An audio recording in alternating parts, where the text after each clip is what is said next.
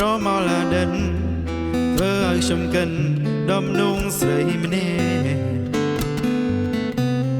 មិនមានខ្លាំងណាស់ពេលមានភ្លៀងធ្លាធ្លាប់ជិញមកតពីនេះក៏ណាភ្លៀងធ្លាមេឃសិនត្រជាអូនណាពីក្រោយខ្នងស្នាមថើបស្នាមទាំងមាត់អូនណាមជាប់នៅខ្នើយបងកាយរយំមិនអាចលៀងលំមិនអាចបញ្ឈប់ចិត្តស្នេហ៍ឆ្លត្រជាធ្វើឲ្យខ្ញុំឯកា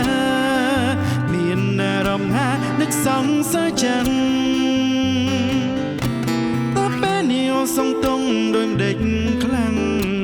នៅដូចមិនដែរ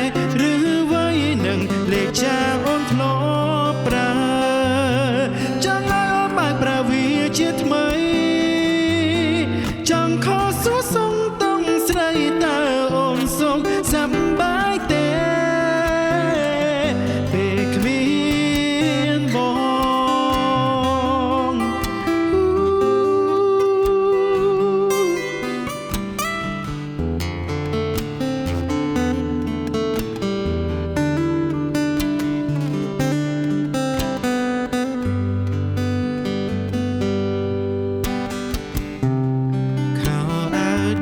អូនបានទិញអោ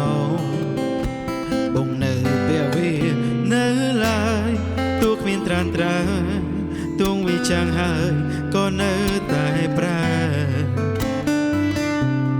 សំណាំក្របខ្សាច់ត្រជាអិនលហើយដានជើងយើងទាំងទ្វេធ្លាប់ដល់ក្បែរគ្នា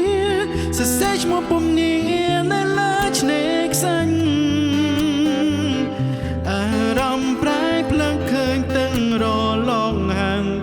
បងដៃស្រ័យហៅប្រថ្នល់ໄວទៅឬមួយក៏បើនៅនឹងបងដែរឆ្លត្រជាធ្វើឲ្យខ្ញុំឯកាមានអារម្មណ៍ថានឹកសង្ស័យចឹងតើពេលនេះអូនសងតុងដោយដេញខ្លាំងនៅដូចមុនដែរឬអ្វីនឹងលេខចាអូនធ្លាប់ប្រើចង់ប្រើវាជាថ្មី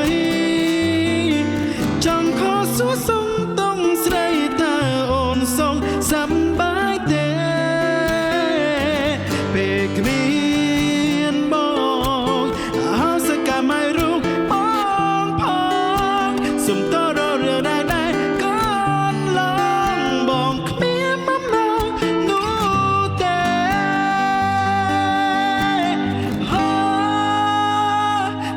ត្រជាធ្វើឲ្យខ្ញុំឯកា